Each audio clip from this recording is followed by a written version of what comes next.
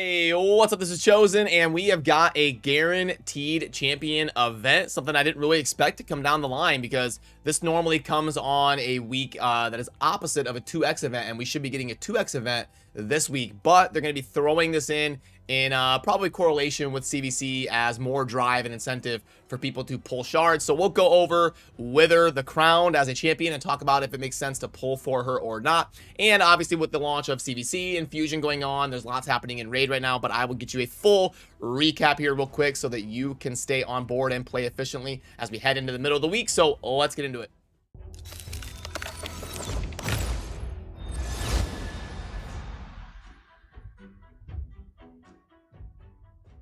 Alrighty, so this event here for Wythir the Crown kind of came out of nowhere. We didn't even hear about this behind the scenes or anything. Sometimes they'll give us like a day or two of a heads up in the private content creator chat, but this just boom, wake up this morning and I see this event here for Wythir the Crown, and it's going to be 15 sacred shards, which is par for the course. That's what they've done on their other guaranteed champions that they had. I think like Helior they had as a champion that I went for on the 15 sacreds. But let's go ahead and pull her up and talk about her and give a quick general synopsis.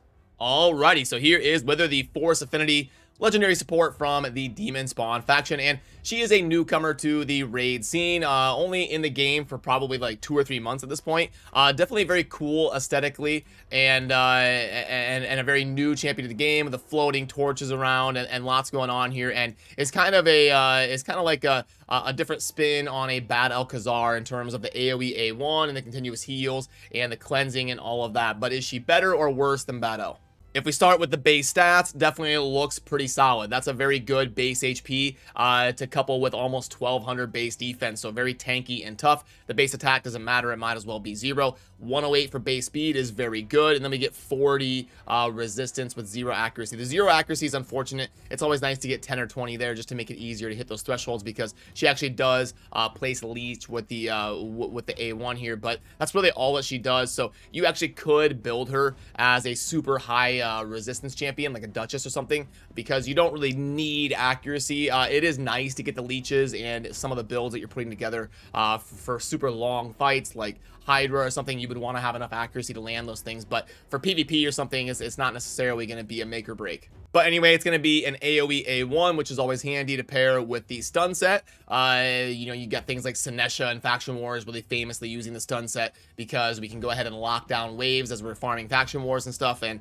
Wythir is going to have a similar utility here. She also scales with defense, so she's going to be very tanky and at least be able to hit decently even by getting some huge base stats. But she's not going to be some damage dealer. We're also going to place a continuous heal on a random ally for 2 turns on the A1 there, so getting the leech to help your team kind of heal as long as you've got accuracy to land it, and then a continuous heal constantly going off on somebody on the team. The A2, we can book it to a 3-turn cooldown. We're going to be placing increased defense on all allies, and then we're also going to be increasing the duration of all continuous heal buffs on all allies for 1 turn. Then we're going to instantly activate any continuous heal buff on all allies. So we're just gonna go ahead and proc that effect right away and get some burst healing. We're gonna convert continuous heals into burst heals. So if you've got somebody like a Bad L, we're gonna buff that up and then detonate all those continuous heals. The A3 can also be booked to a 3-turn cooldown, which is nice. We always want champions that have a nice rotation of like a A1 and then a 3-3 for their cooldowns. It gives them some good synergy on their rotation. But we're gonna do a cleanse of all allies, and then we're gonna heal all allies by 30% of this champion's max HP, which is nice. We can actually build for that. We can get her up to like 80,000 HP and get a pretty big AoE heal on everybody every 3 turns while also having a cleanse to boot. And then this passive here is super cool. We're just going to get consistent value every turn, similar to like a Doom Priest who's going to heal the whole team every turn. We're going to get a continuous heal buff on the ally with the lowest HP at the start of each turn. So if you've got a DPS or it's getting kind of low, they're taking damage, boom, when Wythir takes a turn, and you want to kind of build her as a high speed champion with the 108 base speed, crank out lots of A1s, placing continuous heals, and cycling through all the cleansing and the healing that she does. Build her as a high speed champion. get lots of continuous heals constantly going targeted on the person who needs it as guaranteed value every turn. And then we also get the aura of ally resist in all battles by 50. So all in all, I think Wythir is solid. I think she's going to be really good in any sustained fight. Things like the Hydra, where you're going to get so much value out of this healing and the cycling of her turns, the constant cleansing, and she'll just be a very generally useful support in general. She would actually pair pretty well with a Battle CORSAIR who places those continuous heals, and then she buffs them up and detonates them. You can get a lot of burst healing if you get her built super fast, and you get somebody with a speed up so she can really crank out turns. I could see her just popping off on insane heals somewhere like the Hydra, and she could also be a very good progression champion for helping you to kind of clear content in dungeons and faction wars and stuff because of the insane amount of utility and support that she brings with the leech, the continuous heals, the increased defense, which is super strong, detonating heals for burst heals, more burst heals on the A3, and the cleanse, and the consistent continuous heals with the passive. Lots of healing on her and support in general. So now we transition to talking about, is she worth 15 sacred shards? Gosh, that is a tough one. Typically, if we're gonna spend 15 sacreds outside of a 2x to get a champion, they better be pretty ridiculous. They better be someone like a Duchess or something like account changing that is going to be very helpful in PvP to help you progress in tag team arena, maybe get you up to like gold 4, gold 5, stuff like that. I don't think Wythir is going to be super great in PvP. She doesn't like place a block buffs debuff, or she doesn't place block debuffs like a Duchess on our allies. You need some sort of like buff manipulation or revive or some sort of utility besides just continuous heals to be good in PvP. So, you know, it's tough. Like, for somebody who has saved up a lot of resources like I have, maybe she's worth YOLOing 15 sacreds. For somebody out there where maybe they only have 11 sacreds and they're like, do I YOLO on offers to get to 15? Probably not. She is a fun champion. She does have a lot of utility, but I would say for most of you, it probably doesn't make sense to spend 15 sacreds outside of a 2x. If I had to give like general advice, I'd probably say wait and hold off for the 2x sacreds, because that should be coming here in just 3 days on Friday the 18th. We should be in the normal rotation of 2x sacreds happening this weekend. So if you are going to spend, just be careful. You better really want Wythir, because I think you're going to get more value over the long-term haul of your account if you always make sure to slam your shards during 2x events. But this is why you guys always make fun of me on how I manage my resources and how I save up. This is why I do so, because I can actually pull for Wythir and not feel horrible about it. I'll still have some sacreds available for the 2x. So that's why I do it like that. But I've been playing for 3 years. So I've had hundreds and hundreds and hundreds of Ultra Nightmare Clan Boss chests. If you're newer to the game, obviously you're not going to have those kind of resources saved up to be able to pull 15 sacreds for a champion like this. So for most of you out there, especially if you haven't been playing for very long, I would say hold off and make sure to pull your sacreds during the 2x that is coming up this weekend. Also, the CVC is live, and it looks like, at least in mine, I think this is the same for everybody. I'm not 100% sure, but I think it is. But it's showing that the Minotaur has 2x points, and then also that the gear objectives have 2x. So you're going to want to go ahead and upgrade a bunch of artifacts to double dip and get some bonus points here for a little bit to contribute towards CVC.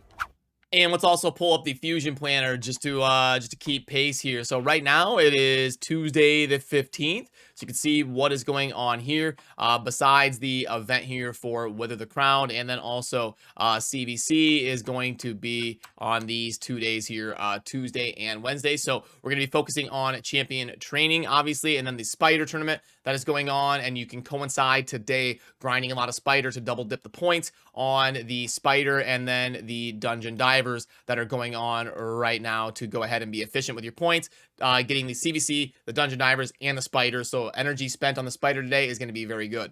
And if we pull up the tabs, we can illustrate this. You'll see under the tournaments tab, don't get hoodwinked by the Fire Night tournament. That's just thrown in there as something going on during CVC. If you want to put together a special team for that, I might throw out a video later today talking about that tournament. For those of you that want to participate in that, we'll have a discussion about the Plariums and if it's worth it or not to go after the Void Shard up here. But it's not part of the Fusion. If you're just looking to play Raid as efficiently as possible, today is going to be a good time to grind the Spider and get your 2250, because like I said, you can double dip under the events tab with the Dungeon Divers event that is going on right now. So your energy spent today will be super efficient. Like we mentioned, CVC, Dungeon Divers, and then the Spider Tournament going on right now to make sure you're getting to 3750 here and 2250 under the Spider. And then you can hold off maybe a day or two on champion training before you go crazy on that, because we are going to need a decent amount of points. 7150 for a rare champion is pretty steep, but you will get 2 of them during this event. But I probably wouldn't do that today. I would start on that like tomorrow or the next day and then really slam the champion training hard. And today's the day. You've got to get your Hydra keys in. Maybe at least try your best on normal or whatever and do what damage you can. But at least instead of wasting your keys, I've still got a couple myself I got to spend later today. I one keyed normal. Now I got to go try to one key hard and kind of spend my keys as well. So I got to take my own advice and get in there on the Hydra. But don't forget, because it will reset today. So get those Hydra boss fights in. Let's take a look at the shop and see what's going on here. So we've got this $10 pack here, okay, with energy multi-battle pack, and it comes with a course of 3 days. Okay, so we've got the, oh, okay, I know this one. Yeah, this is always the one that, where I say if 150 multi-battles are worth like $2 to you, like if you're a mobile only player, you have no access to BlueStacks or PlariumPlay or RSA Helper or any sort of auto farming mechanic on a PC, then this offer has a lot more value and is decent. But let's go ahead and plug it in case you're new to the channel or something. We got the 12 and the 700 energy right there. So boom, you can see that grades out to about $7. So yeah, if the 150 multi-battles are worth $2 or $3 to you, then the offer is all right. It's just not amazing. The monthly pack, we know the drill there. It's decent. The mini mix, this one grades out. I've seen this one hundreds of times. It grades out as like a 2.01. It's pretty good for high spender beginner players. It's obviously Plarium's putting this one out because there's a champion training event going on right now. Personally, I don't like spending $50 without getting some shards and some super upside potential to really progress my account. So it's not for me, but high spender beginners, like I could see them going after it.